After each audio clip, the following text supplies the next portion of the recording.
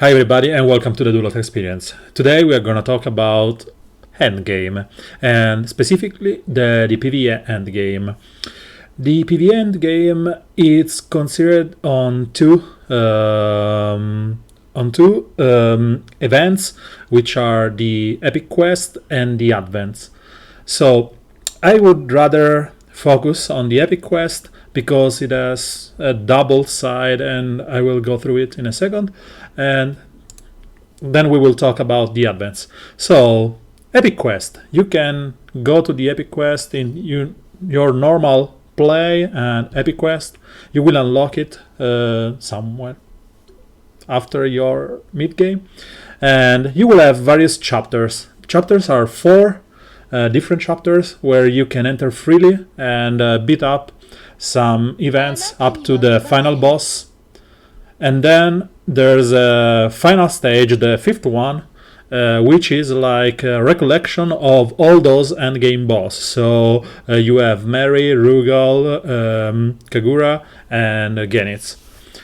So to enter the first four, you just have to complete the previous chapter, and you have to be able to beat them, and you will collect some tickets. As you can see, I have 30 in the upper right corner that you will use to enter the last stage.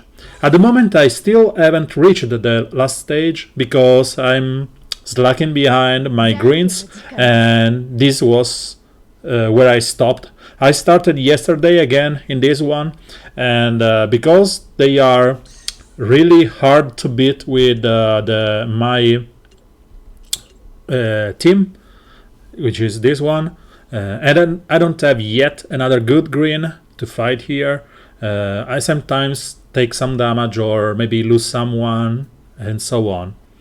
So let's go in order. Every chapter has a specific boss and a specific set of bonus hero. As you can see behind, there are 5 heroes in this case, which are Meshir Nui 97, Terry 97, Mary 97, which, by the way, incidentally, are obtainable from banner.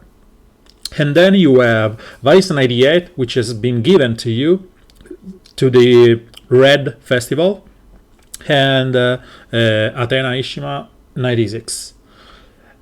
You can get to the point where reaching some level in 60, 70, or 80 is giving you some additional bonuses to the rewards. Rewards are the attack, defense, and HP increase that you can see in this part of the screen, and strategy buff.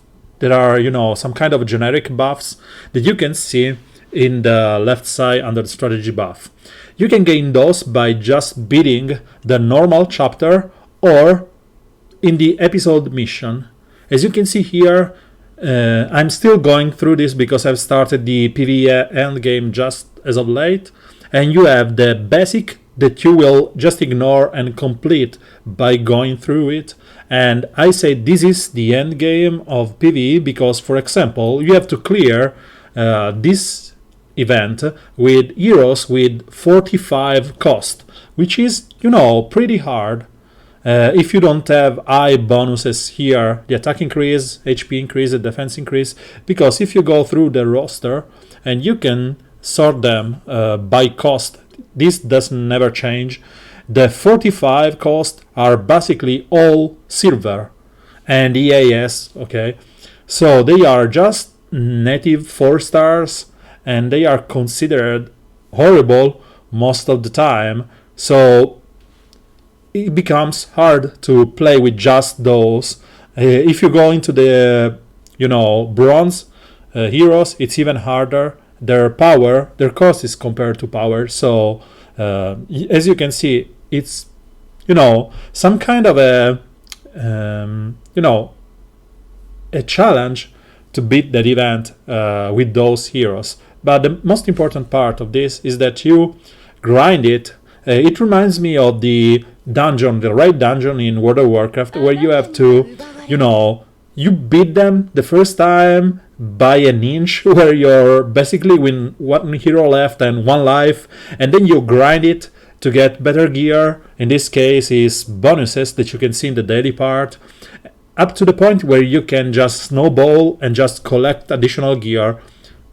And in this case, I've said these are the buff. The buff are shared with the chapter, while the strategy buff are shared only in that specific episode. So in the Envy chapter, I have level 5, in the grid I have level 4, and so on and so forth. So, as I said before, you want to have some specific team. In this case, let's go over one of those.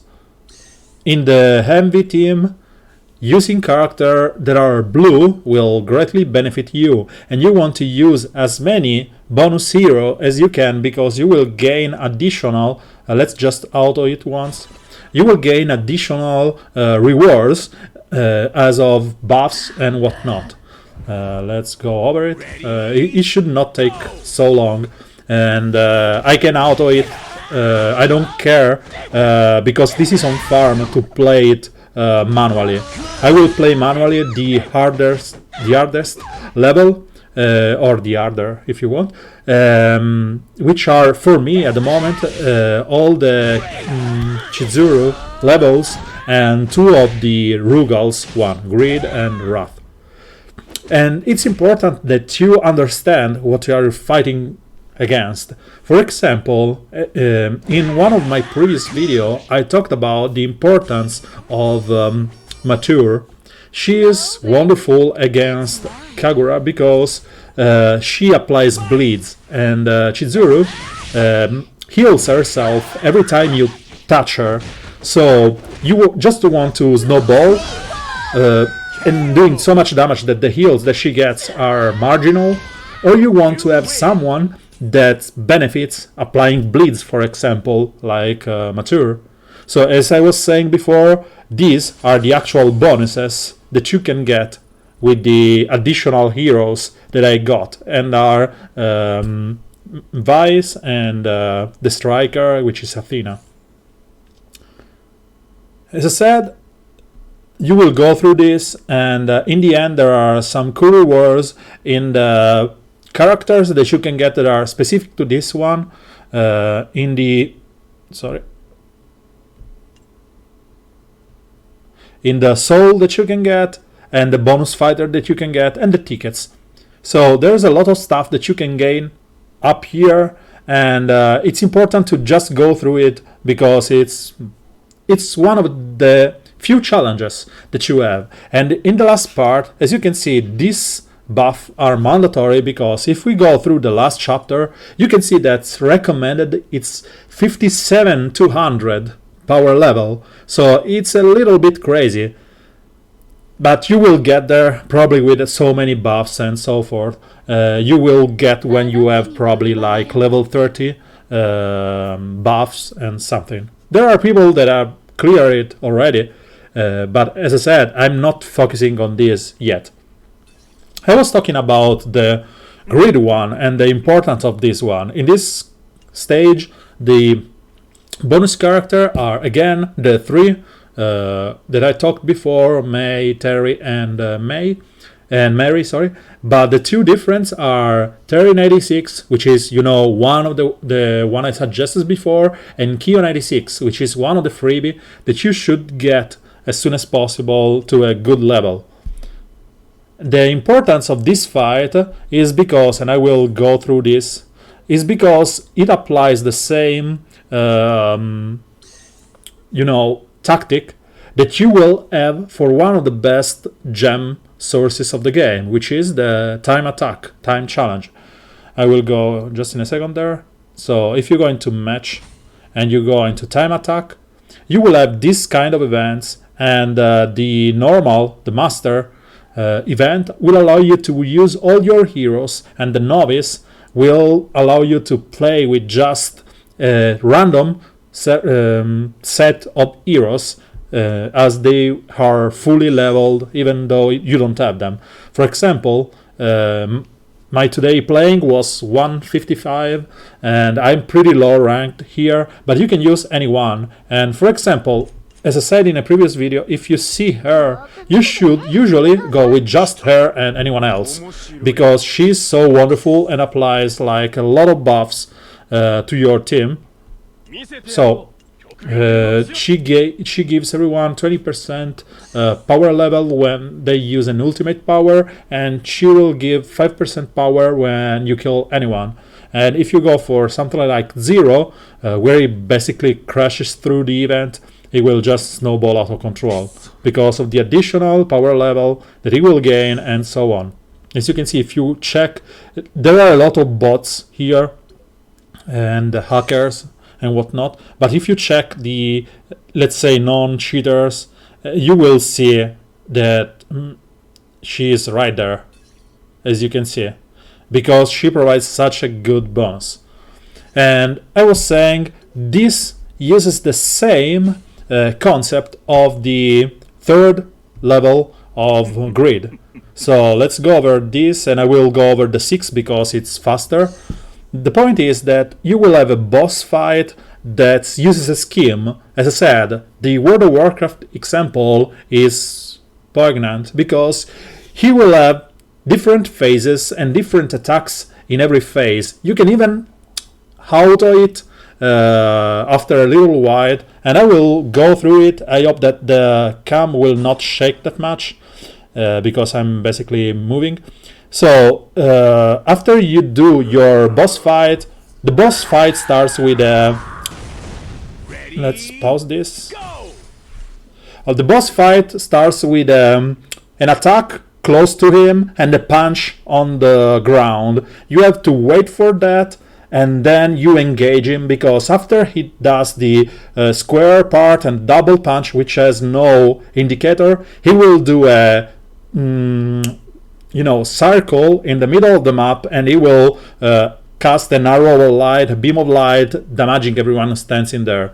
So you will just wait a second until it does the square and the double punch, and then you go down behind him. And that's for phase 1. So as I said, double punch, as you can see, and circle in the middle. Let's go through this. So when you see this animation, you dodge behind, wait for the second punch, and then you go right in. So second phase starts a little after this, and this works both for the first phase and the second phase. When you are using, so let's pause this. When you're using an ultimate move, you will become immune to everything. The second phase is where it does 2 little squares, one below him and one in the middle of the map, and a little space between them. You can stay in that space between them, and preferably on top or bottom, because after this attack he will do a line in the middle of the screen. So if you are already dodging the 2 squares staying on top of it, you will dodge the second attack too. The third attack in a row is a different attack that covers the bottom and the top and the bottom part of the screen, and leaves the center, which was attacked 1 second before, free. So as I said, center, double punch, you dodge, and then you go right through. Let's see if we goes for the other. Okay, other attack, square, middle, double. And as you can see, even though he attacked, if you are in the ultimate move, you will be immune to it. So I was saying this is important because you just learned the pattern, and you will use it into the challenge, that time attack challenge, gaining some precious second, because this is not a fight that you can easily auto unless you just over buff it, or you have crazy good heroes. As you can see, I don't have any 90 here, and I cannot overpower it. But as I said, by running it daily, and let's go to the longer one so I can show this a little bit more. You just learn the patterns, and this goes for every boss in this fight, Orochi or Genitz in the PvE part. So double punch in the beginning. 1, 2, sorry, too fast. you dodge that one. You don't need to dodge actually, you can just stay out of it. And then double punch, circle, double punch, circle. When he gets to 15%, it will go through the second phase of the fight, and you will see the additional add the spawns here. So is middle and then bottom top.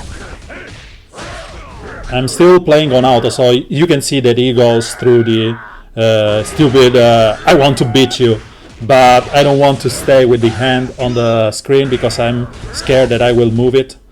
So I just move it as loud. Sorry, I have to dodge here. As few times as possible because I don't want the camera to shake, and it's already moving too much for my tastes. So, as I said, it's just a matter of learning the faces and the gist of it. It's pretty easy, and you can say that I'm overpowering this, and you are probably right, because I have so many buffs from the runs that I did, but it's easy when you understand there's a pattern that you can follow. So, next stage is Chizuru. Let's go over it. Just randomly go through it, and I will show that even Yori, which is one of my highest power guys, will have an hard time damaging them. So let's go over Yori, and that's why you have to. Why I said in a previous video that you have to have a different roster when you want to face the end game. So as you can see, this is just mobs and is just plowing through them. It's pretty easy, and you will see when Kagura appears that's, you know, you are not doing any damage here.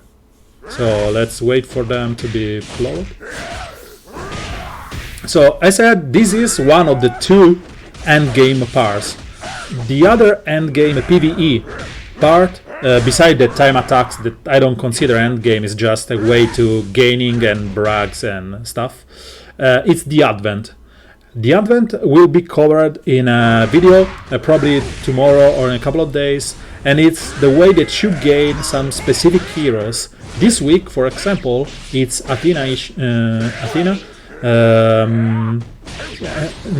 Yeah, it's Athena. Yeah, okay, right. And last week it was I can't remember who was Yamazaki. Okay, so as you can see, let Yori attack him.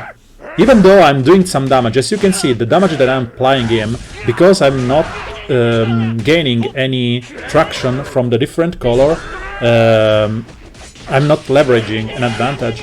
He's doing so few damage. And let's go instead with bleeds and mature. And as you can see, the damage here is marginal, but you will see that sometimes every 3 seconds he ticks for the bleeds, doing 19, 13, and that's the point where you use those scars that increase the bleed damage and apply them. As you can see, this is going so smoothly because of the bleeds and the, you know, affinity advantage, the color advantage. So I'm used to call it affinity because of DCL, but it's called just, you know, type, style is called in here. So didn't probably someone died the first time.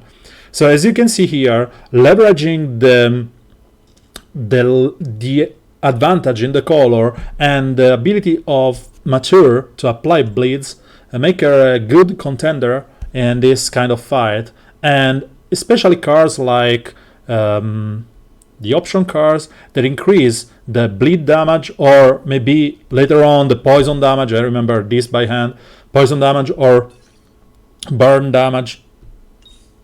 No, this is the other Kios one that increased the burn damage. I will take it in like 2. This increased the bleed damage. So using those kind of cards allow you to leverage even more the advantage that you have in the fight.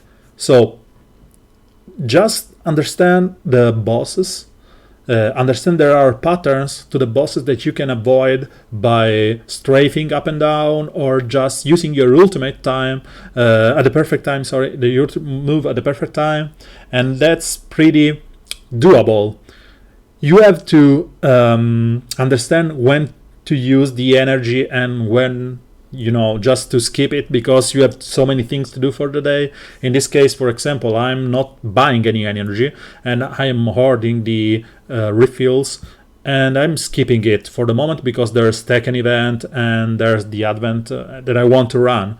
But when you have your spare time, or when you have excess energy, or you're just leveled and you don't know where you use those energy, just go into the your daily part of the epic quest. You should do your daily every day, but the increase in your levels, that can be done when you have the time and the resources to do this. As I said, just consider to check for the daily and the event, because sometimes it procs some events here, and you may have additional challenge to face. So, for example, in this case, I have to fight 211 with a team of 3 green elements to gain 2 souls. It's a pretty good reward, but it's a pretty hard fight, because if you go there and check the green element, it doesn't have any kind of buff here. And if you check my roster and you go like this style, as you can see, I yet don't have that good green element fighter, so I could go with Mature and Paul, and that's it. I don't have another leveled green fighter. So let's go there, cancel, you go. So this is the first part of the end game. I don't consider the story, even though the expert challenge can be taunting, to be the end game. There are a couple of fights or encounters which are pretty hard to fight, and but all the rest is just auto it. Remember to press the tag, because you will skip some completion because you forgot to tag or whatever. As the Tower of Trials is just something that you want to do up to level 20 or 25, I don't remember, and you can do that on auto and you don't care. So all that said and done, epic quest, do your grind daily every day, and complete your chapters as much as you can whenever you can. It's important that you understand the pattern, and it's mandatory that you learn the grid fight, because you will use that learning into the time attack. The time attack is one way to gain gems every day, because even though, as I said, I slacked today, if you check your reward here, and you can see the minimum is that you get 10 gems each day. So even if you are doing horribly, you will gain 10 gems each day, which is not something that you want to pass up, and you have just to go there and play it. It's pretty easy, and the time, the normal time master challenge, whatever, gives even better rewards and gives even some souls. So you really want to do this, because the rewards are bonkers, but it's harder because Wells will have better roster, and as you can see, I ranked the last week 14k, which is something that gives me basically 250 gems, or 200 more or less. So I still haven't built my my little girl here. Where are you? No, not the 96. Yuri 98 is what you want to find. She's blue. Okay, she's there. So she's not even. She's leveled, but she doesn't have any core beside the basic one. So she's still not ready. And I don't want to spend the cores because I don't have some of them for the full leveling. And it will cause like a real pain to do this. So let's recap it quickly, because this is going really long. Learn the grid fight in the chapter 2, or it's actually the first one. because it will be useful for the time attack. Or you can learn in the time attack for the grid fight is the ever.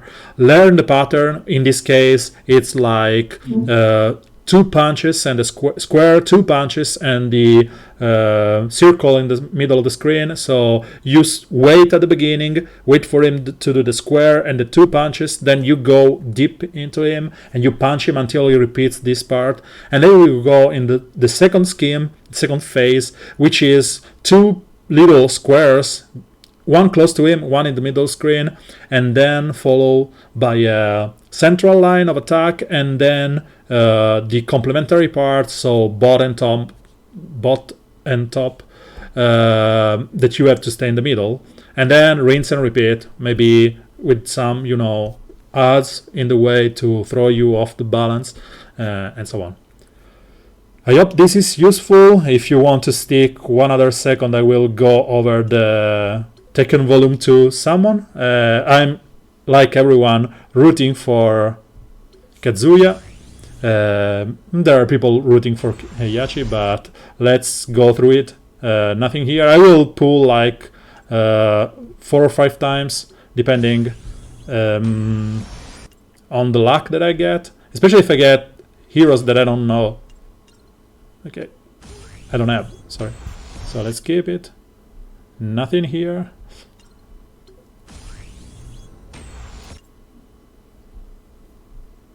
If you are still here, thank you for watching.